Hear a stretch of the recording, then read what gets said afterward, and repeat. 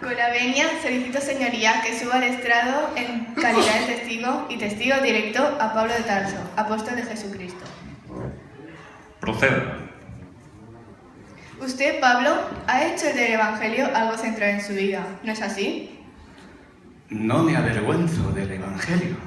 ¿Por qué no, Pablo? Porque el Evangelio es poder de Dios para salvar a todas las personas que creen. ¿Cómo es eso, Pablo? Es que en el Evangelio se revela la justicia de Dios, es decir, la forma en que Dios declara justos a los pecadores. Pero, ¿por qué es necesario que sea así, Pablo? Porque la ira de Dios viene manifestándose desde el cielo contra toda impiedad e injusticia de los seres humanos, que con su maldad obstruyen la verdad. ¿Y cómo han obstruido la verdad? Pues porque lo que se puede conocer acerca de Dios está claro para ellos. Porque desde la creación del mundo, las cualidades invisibles de Dios se perciben claramente. No tienen excusa. Pues aunque han conocido a Dios, no lo han honrado como a Dios, ni le han dado gracias. Al contrario, han terminado pensando puras tonterías y su necia mente se ha quedado a oscuras.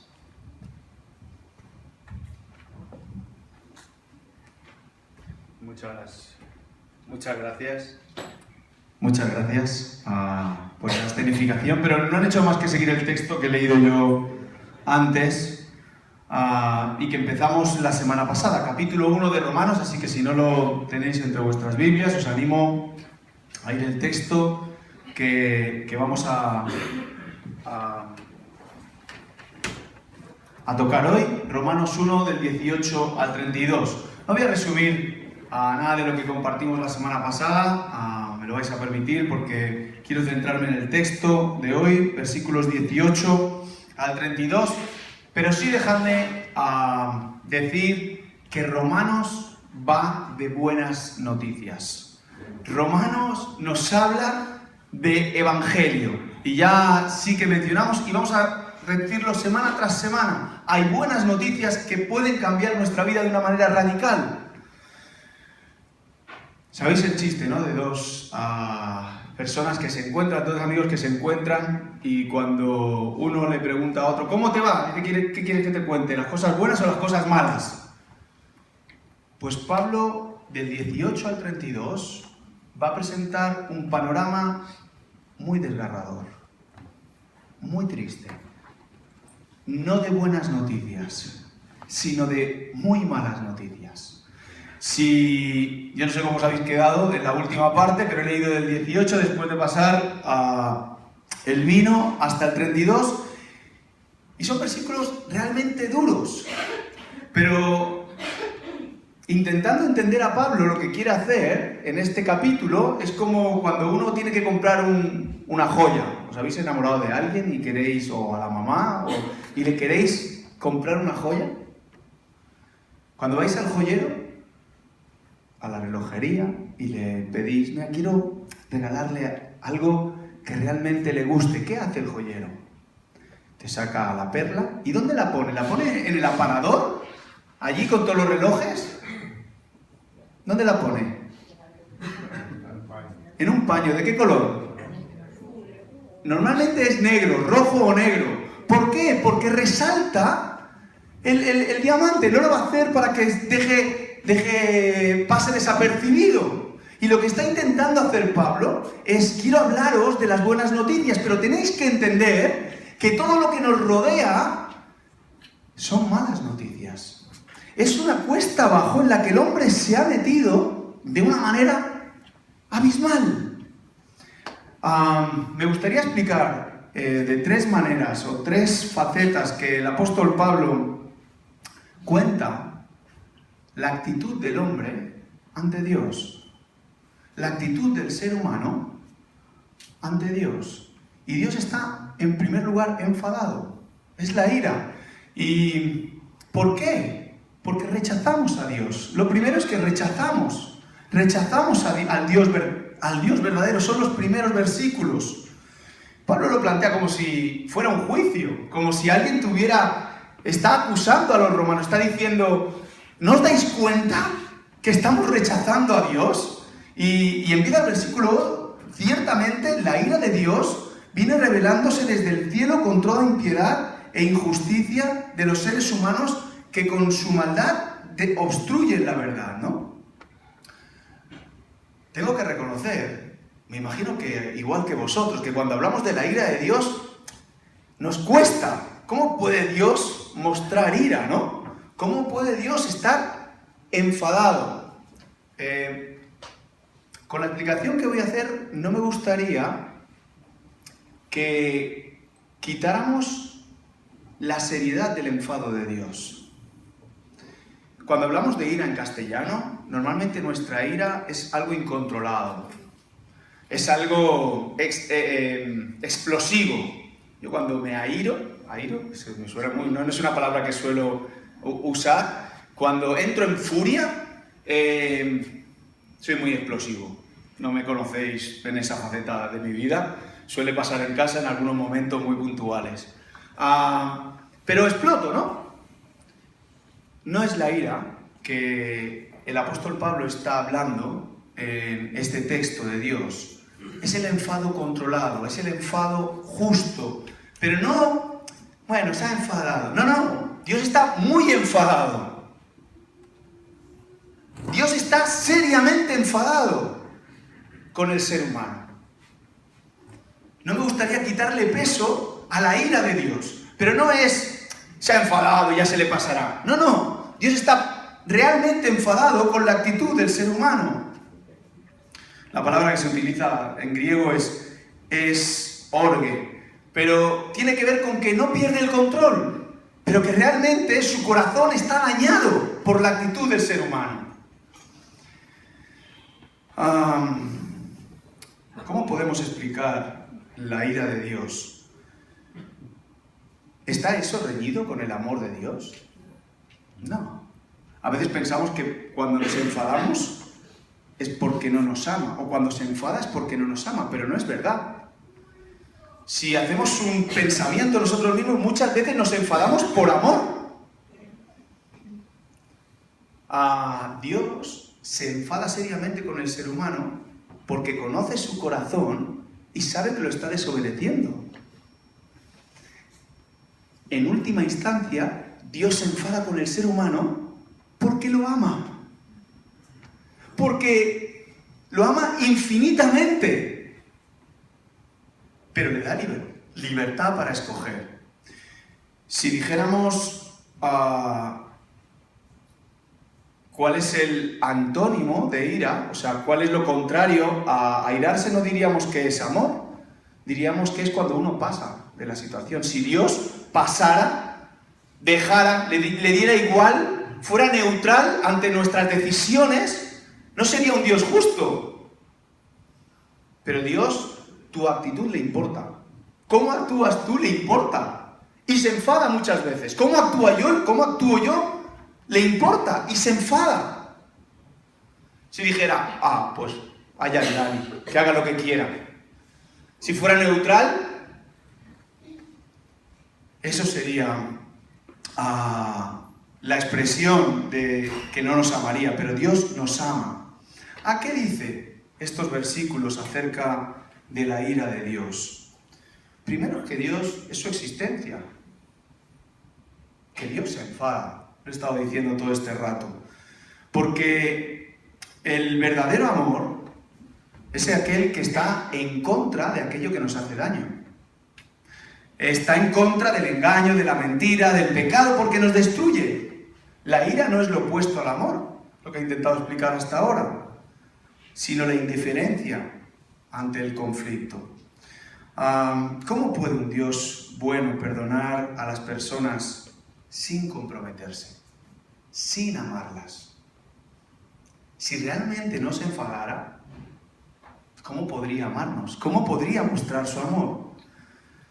Fíjate dos palabras que usa el apóstol Pablo que son el objeto de la ira de Dios. ¿Sabes? Versículo 18, ¿cuáles son? ¿Cuáles son? Impiedad y justicia. Iniquidad, dice otras versiones. ¿Qué es impiedad? Impiedad es vivir como si Dios no existiera. Eso es impiedad. Impiedad significa vivir como si Dios no existiera. Es decir, no es que no creas en Dios. Uno puede creer en Dios y hacer lo que quiere.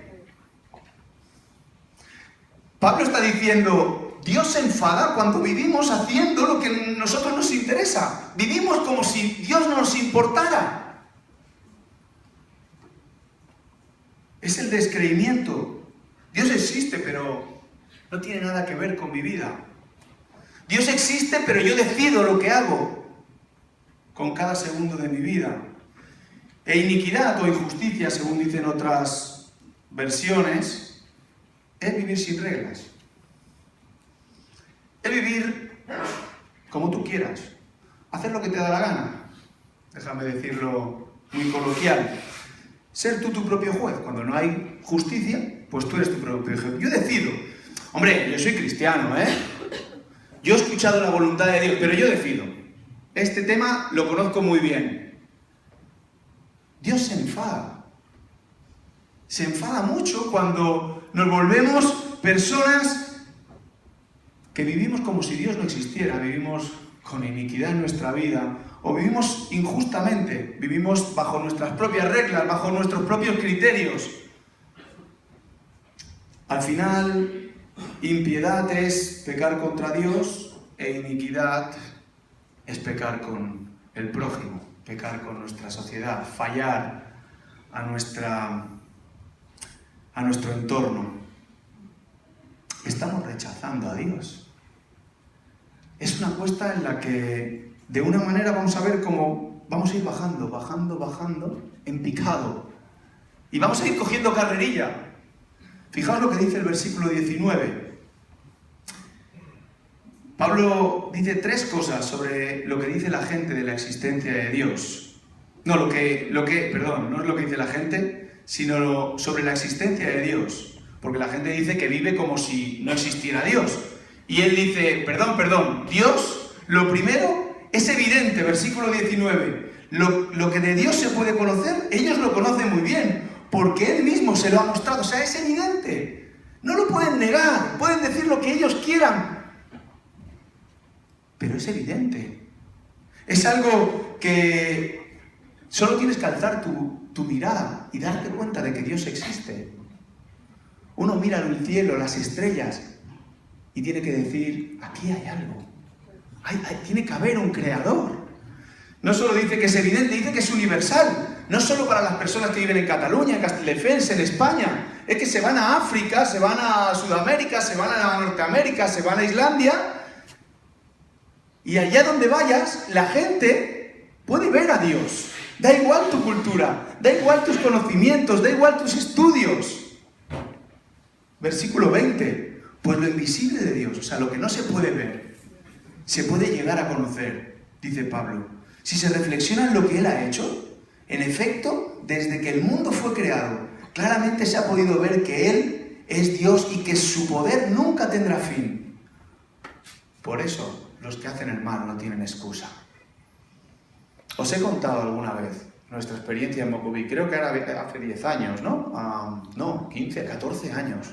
Era mi hijo pequeño, tenía 1 añito, no llegaba, 14 años. Yo tenía en mi corazón, aparte de ayudar a hacer una casa allí, yo tenía en mi corazón compartir a aquella gente de Jesús. Y yo recuerdo llegar a aquel descampado lleno de casitas de paja y alguna de barro, o de barro y paja encima, sentarnos al lado de la hoguera con el abuelo, que le llamaban, el jefe de la tribu. Y mientras tomábamos mate, yo le hice la pregunta, lo recuerdo como si fuera ayer, ¿pero usted cree en Dios? Ahí en medio de la nada, diríamos aquí. Y aquel hombre me dijo, ¿cómo no voy a creer en Dios? Dice, ¿quién te crees que me manda el agua para que crezcan las lechugas? ¿Quién te crees que me da el sol para que podamos comer cada día? ¿Quién te crees que ha creado los animales que cazamos para poder comer. Y yo dije, la creación cuenta la grandeza de Dios, lo que dice el salmista, lo que está intentando explicar Pablo. Es universal. Dios existe. Y da igual, tú, aquella persona posiblemente, no lo sé, pero posiblemente no sabía leer. Pero tenía la conciencia de que Dios existía. O sea, no tenemos excusa de ninguna de las maneras. Podíamos entrar, Nancy empezaba a hablar de la ciencia. Hay todo un debate de, bueno, ¿quién ha creado el universo? Y todo el sistema solar, ¿cómo puede ser? Y al final todo radica en cómo puede salir de algo inorgánico, algo orgánico. Algo sin vida, ¿cómo puede crear vida? O sea, si salimos de la nada, quiere decir que algo que no tenía vida, crea vida. Eso es imposible, ¿no? Un científico muy conocido, no cristiano, él dice, es lo mismo que decir que si un tornado pasa por un depósito de chatarra, salga un Boeing 747. Nos reímos, pero hoy hay gente que basa su futuro y sus creencias en algo así, que de algo inorgánico salga algo orgánico, algo sin vida, de vida. Dejadme ponerlo en el día a día. Todos tenéis algo, ¿no? Posesiones, ya sea 1 euro, 100 euros, una casa, un piso, una bicicleta, unos libros, algo, ¿verdad?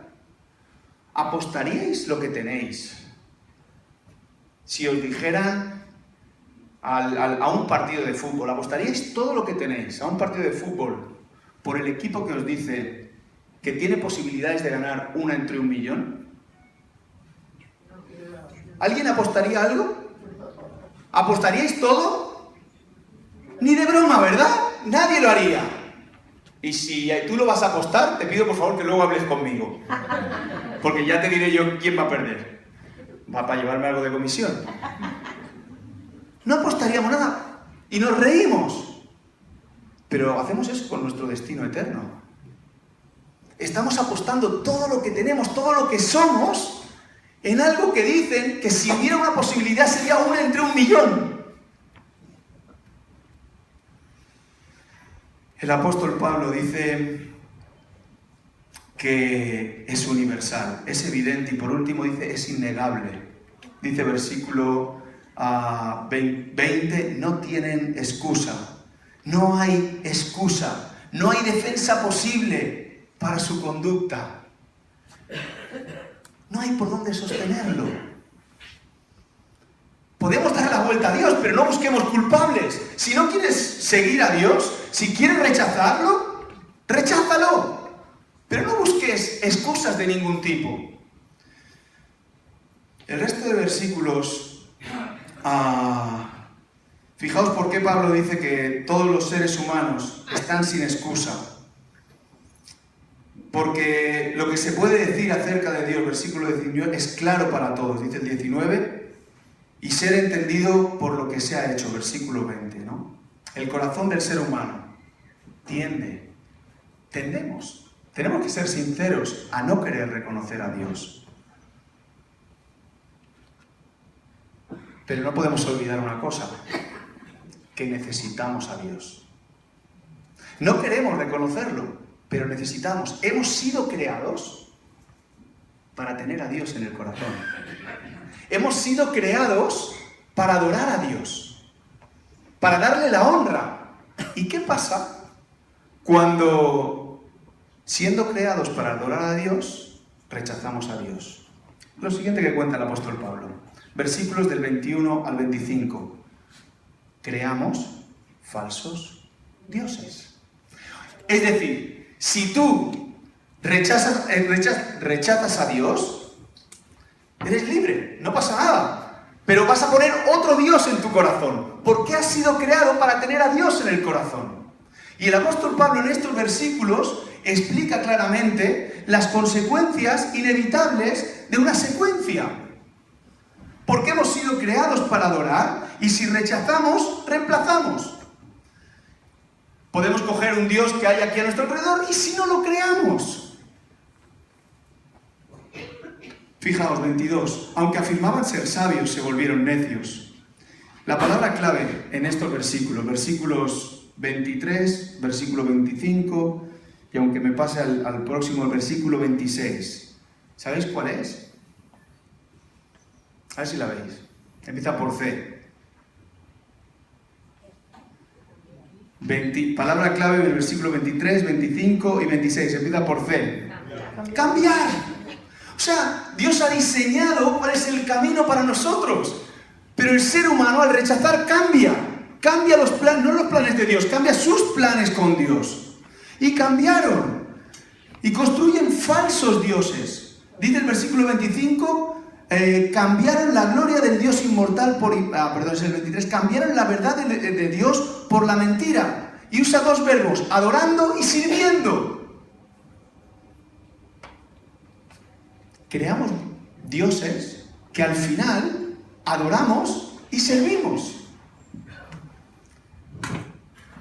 En cada una de nuestras vidas hay un vacío. Hay un vacío en forma de Dios. Y cuando quitamos al Dios verdadero, algo va a ocupar eso. La pregunta clave es, ¿a quién sirves? La pregunta clave es si estás cambiando el propósito de Dios en tu vida por tu propio propósito. Tenemos ídolos, no tienen por qué ser de madera, no tienes por qué colgar cosas en las paredes. El ídolo puede ser el trabajo, puede ser la riqueza, puede ser el éxito, puede ser el placer, puede ser la fama. Cualquier cosa que tenga prioridad sobre Dios en tu vida, llega a ser tu Dios. Cualquier cosa que tenga prioridad sobre Dios en tu vida, llega a ser tu Dios. Y el apóstol Pablo está diciendo que construimos dioses falsos y los colocamos en el lugar que debería estar Dios. Segundo es que nos esclavizan y no solo nos esclavizan, sino que nos hacen adictos. Dice el versículo 24, por eso Dios los entregó a los malos deseos de sus corazones. Lo mismo dice en el versículo 26, Dios los entregó. Y el versículo 28 vuelve a decir el mismo verbo, entregó. A ver.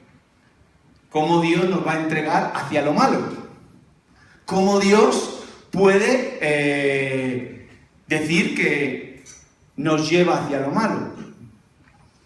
Dejadme que me lo explique. ¿Qué significa eso? ¿Significa que las personas no pueden llegar a ser salvas? No. ¿Significa eso que no hay esperanza para las personas que rechazan a Dios? No está diciendo eso en ningún momento. ¿Significa que Dios deja de amarlos?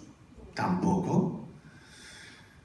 Imaginaos que tengo un hijo, para no poner el ejemplo de nadie. Tengo un hijo con ya 19 años, es mayorcito, y tiene un problema serio con el alcohol, pongamos. Y yo he intentado educarlo lo mejor que he sabido. No sé si ha sido acertado o no, pero él tiene ese problema. Y cada día llega mal a casa. Mal quiere decir borracho, embriagado. Hablamos con mi mujer y le digo, ya está. Le hemos dado muchas oportunidades. Y lo reúno y le digo, mira, esta es tu casa. Eres mayor de edad. Pero aquí tienes que respetar las reglas de nuestra casa. Así que, si tú continúas con la bebida, ahí está la puerta. ¿Cómo creéis que yo me estoy sintiendo? Mal no. Peor. ¿Verdad? Estamos igual, Ana. Mal no, peor. Pero hay una cosa clara. Le estoy diciendo... Aquí no puede seguir así. Lo estoy entregando a aquello que él ha decidido. Yo no le he invitado a que vaya tomando alcohol cada día fuera y llegue embriagado y que cuando llegue pues me manche todo el comedor. Así no podemos seguir. Yo te doy libertad. Aquí estas son las normas. Y lo que está diciendo Dios, Pablo, de Dios es, tú eres libre. ¿Me has rechazado? Dios te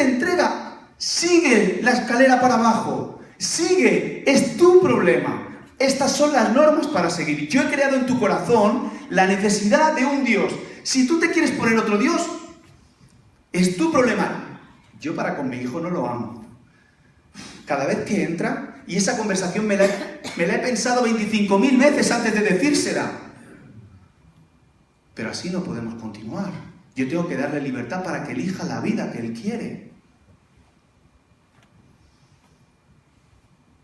El apóstol Pablo dice, por eso Dios los entregó a sus malos deseos. Está diciendo, Dios os da libertad para elegir. ¿Tú quieres eso? Las reglas de mi casa es que me necesitas a mí en mi corazón, pero tú decides.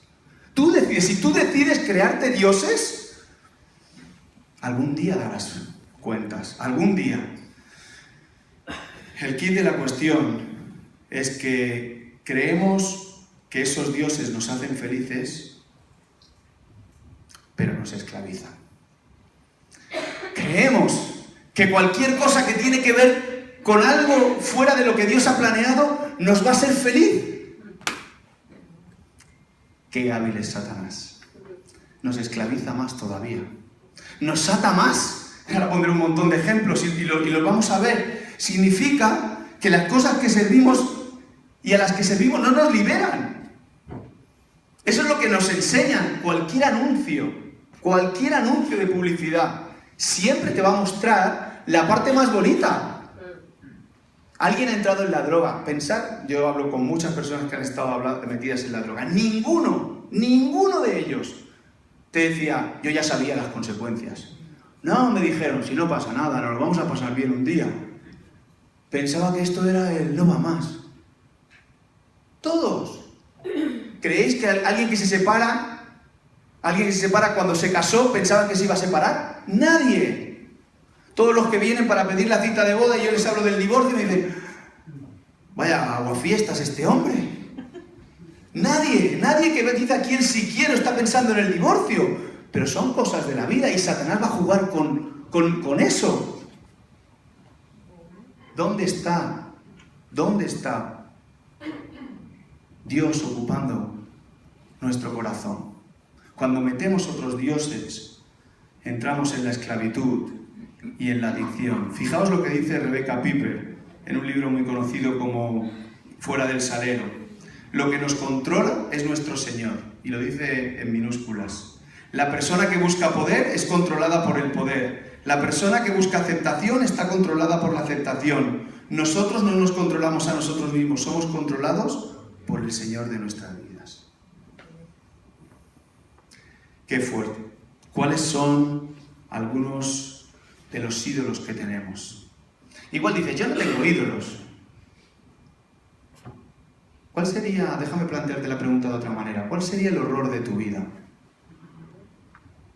Con lo que no podrías vivir mañana si te faltara. Hay quien es la tecnología. Nada, eso es muy efímero. Pero a lo mejor piensas en un familiar. Yo si perdiera a mis hijos, no podría vivir mañana. Sería muy difícil. A lo mejor piensas que es la familia, el trabajo. No sé. Pero si eso ocupa el lugar de Dios, estás creando dioses en tu corazón. Hay un montón de dioses. Hay la adicción al trabajo.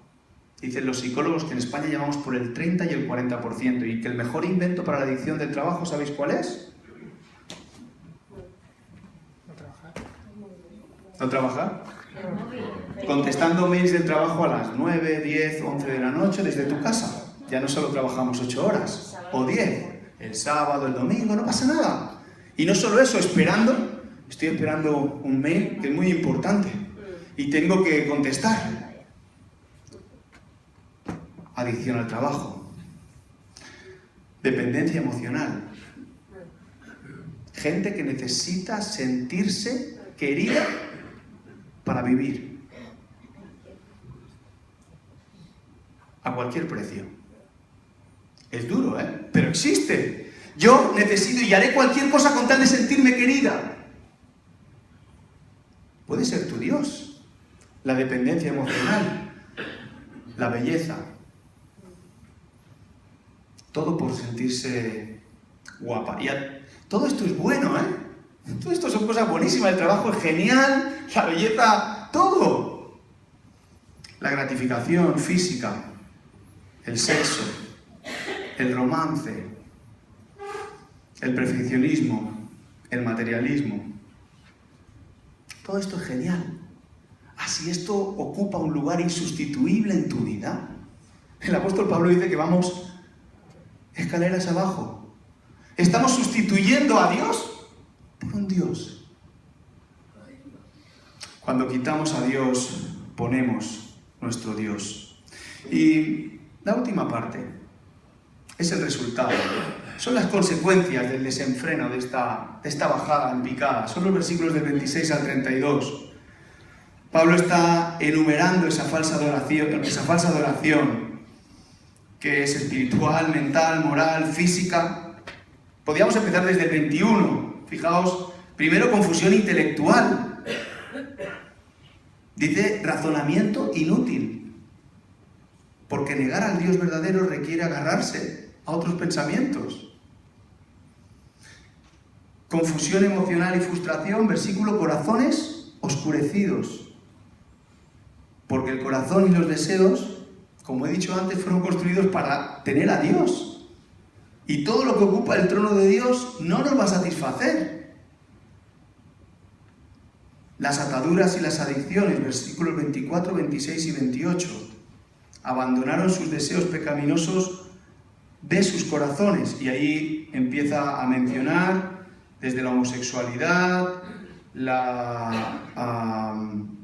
dejadme que lo lea, homicidios, disensiones, engaños, malicia, chismosos, calumniadores, enemigos de Dios, insolentes, soberbios, arrogantes, inventores de maldades, rebelión con sus padres, desleales, insensibles, despiadados, insensatos.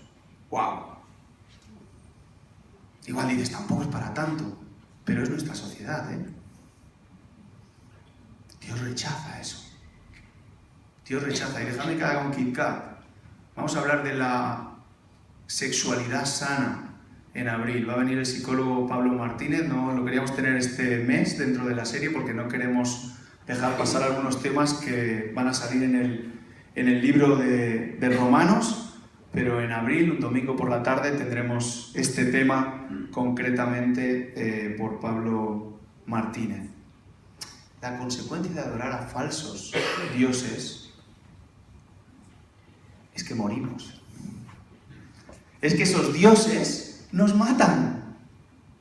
Y empiezan a fallar nuestras relaciones personales. Todos los desleales, insensibles, despiadados, insensatos, es la degradación de haber puesto a un Dios en vez de a Dios en nuestro corazón. Es el desorden en muchos aspectos. El desorden en la economía. ¿Por qué creéis que hay desorden en la economía? Porque hay avaricia. Es tan sencillo como eso. Claro, si yo quiero tener más que tú, al final hay trastorno social, asesinatos, luchas, malicia, engaño, violencia.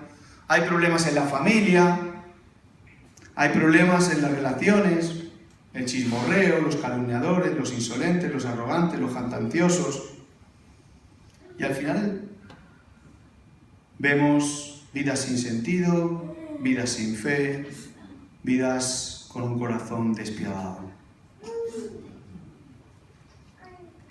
Dios quiere ocupar el lugar que le corresponde y se enfada.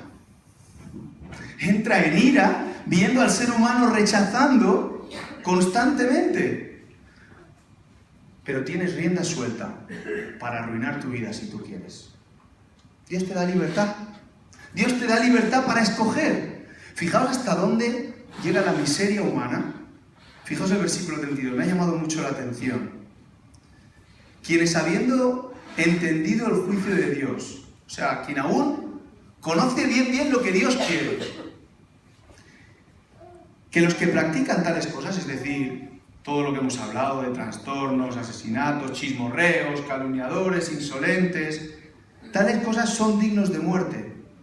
Dice, pero no solo las hacen, sino que también se complacen con los que los practican. Estaba pensando cómo buscamos acompañarnos de la miseria. Dejadme que me explique. Normalmente, cuando uno comete y entra en este tipo de cosas que no le gusta a nadie, ni a vosotros os gusta, pero que tenemos que reconocer que muchas veces metemos el pie. En vez de decir, Señor, perdóname, he ocupado el lugar con la mentira de aquello que tenía que ocupar la verdad. En vez de decir eso, ¿sabes lo que hacemos? Mira, vente porque es que... Y justificamos mi mentira, justifico mi codicia, justifico mi chismorreo. Fijaos lo que dice el apóstol Pablo, versículo 32. Sino que también se complacen con los que los practican. O sea, buscamos amigos en la maldad. Es una bajada cuesta abajo, que el único fin es la destrucción del ser humano. Y Pablo no quiere dejar eso porque sí. Dice, Dios ante todo eso se enfada terriblemente. ¿Sabes por qué? Porque te ama. Porque quiere lo mejor para tu vida. Porque quiere darte segundas oportunidades. Esta es nuestra sociedad. El mensaje acabaría aquí. Pero el mensaje del Evangelio no son malas noticias. El mensaje de Dios son buenas noticias. Os prometí la semana pasada poner un vídeo de un voluntario de Imperfect. Dejadme que lo pongamos y acabamos.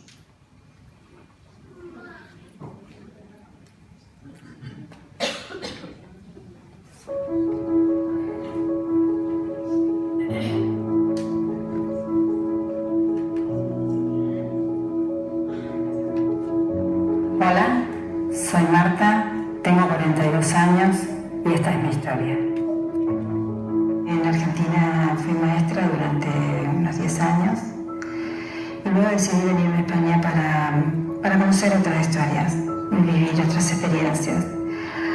Un poco motivada también porque mi expareja estaba con problemas de drogas y bueno, fue la oportunidad o el momento para decir, bueno, intento alejarlo y sacarlo.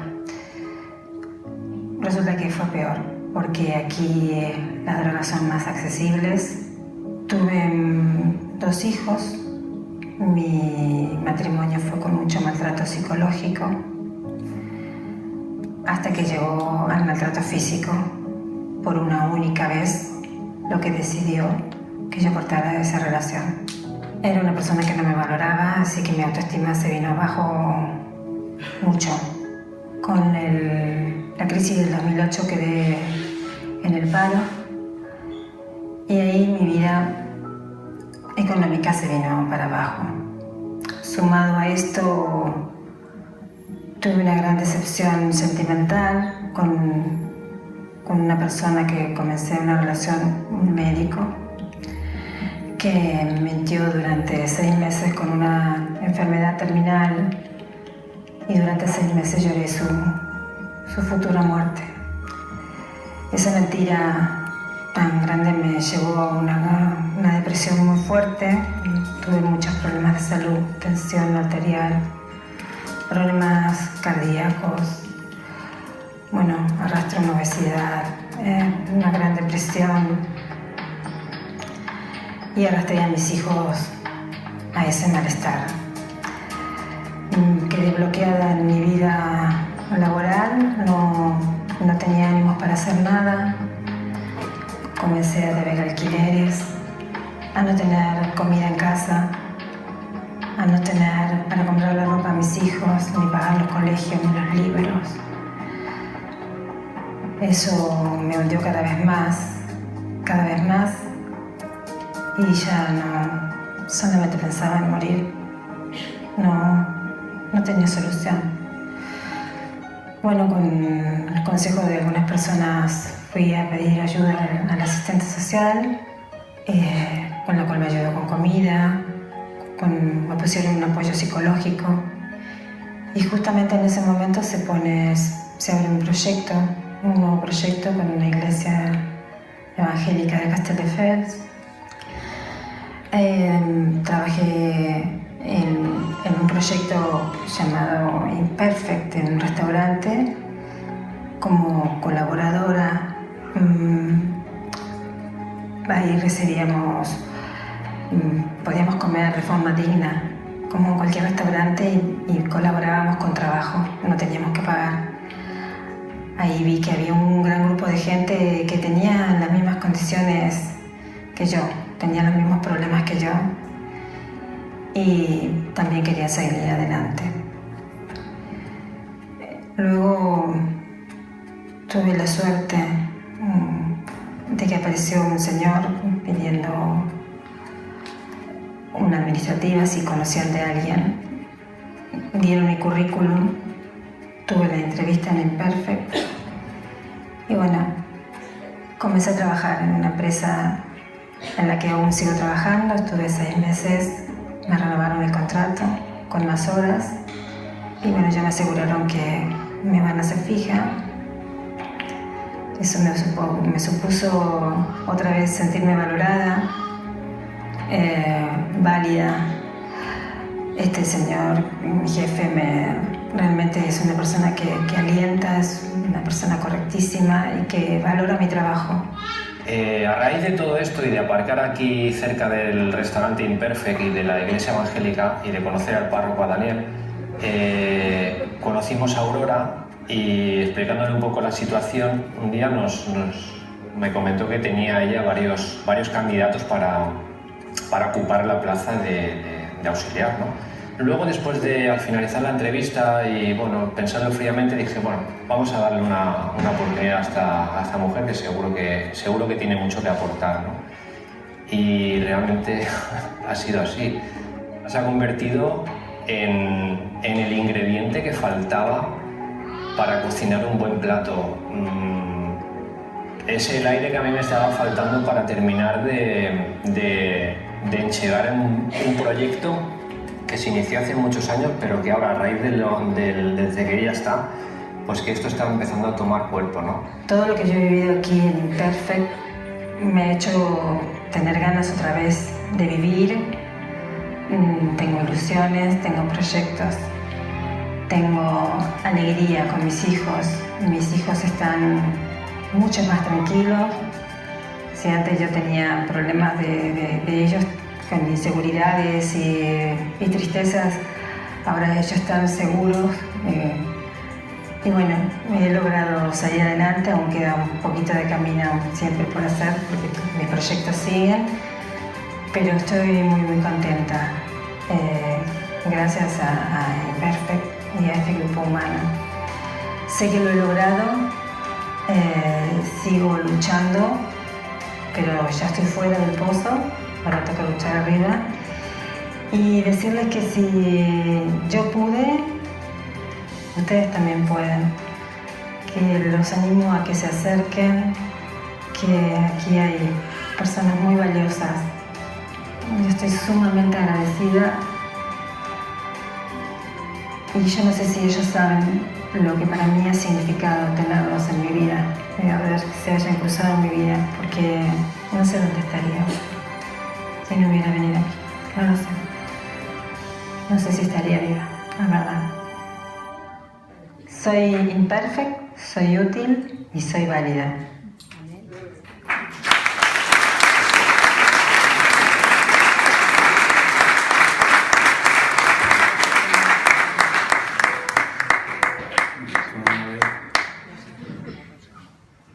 Imperfect son buenas noticias.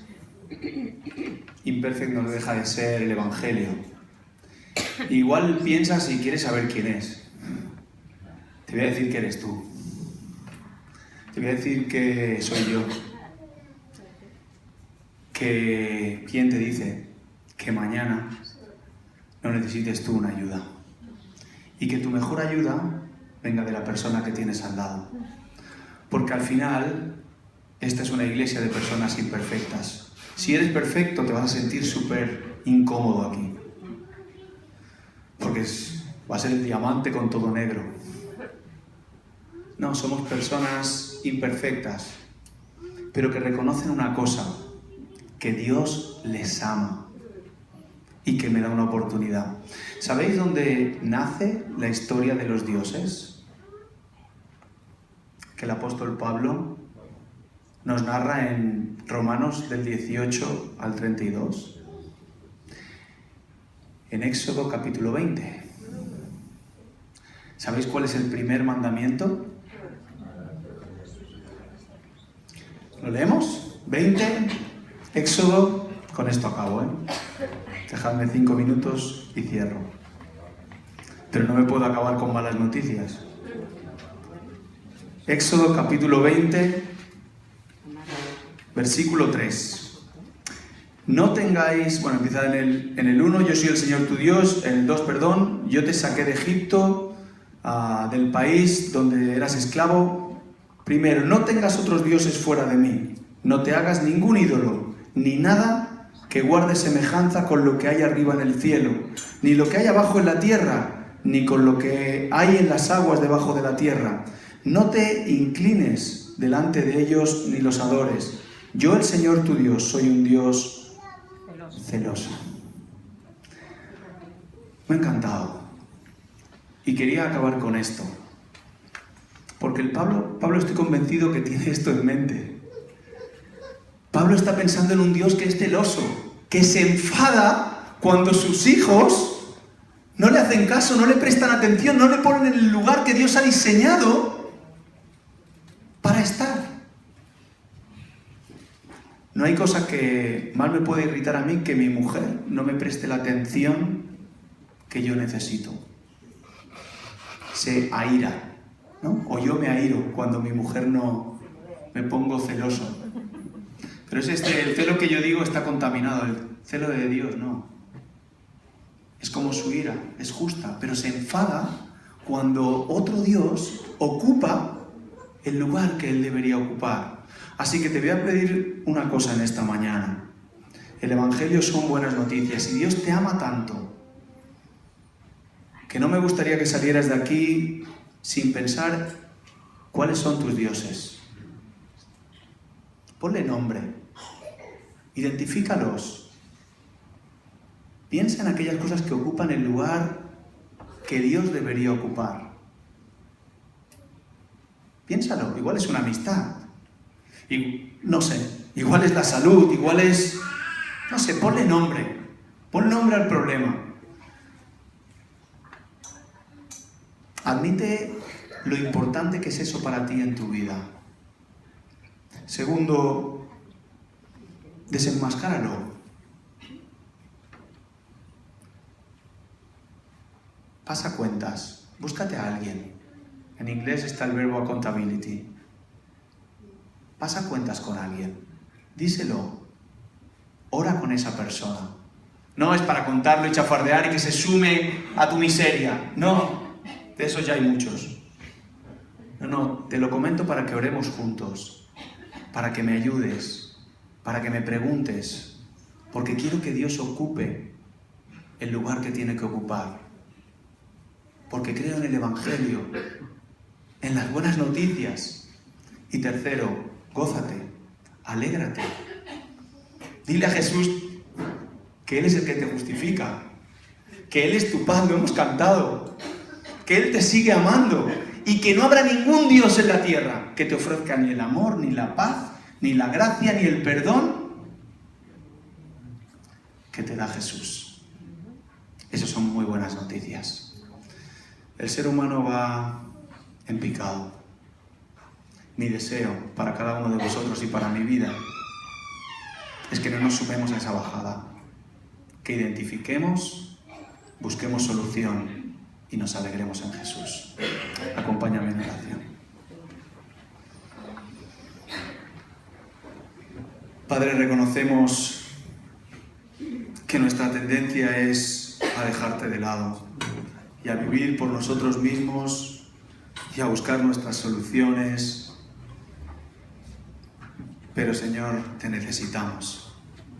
Queremos que seas nuestro gozo, nuestra paz, nuestra alegría, nuestra justicia. Y te pedimos, Señor, que en medio del lugar en el que vivimos, con tantas cosas a las que de una manera u otra nos enganchamos y nos dejamos llevar, te pedimos en esta mañana que tú seas nuestro Dios y que ocupes nuestro corazón de una manera primordial, primera. Señor, gracias por la persona de Jesús. Gracias por las buenas noticias que nos ofrece tener en Él. En el nombre de Jesús lo pedimos. Amén. ¿Cuánta gente que no conoce a Dios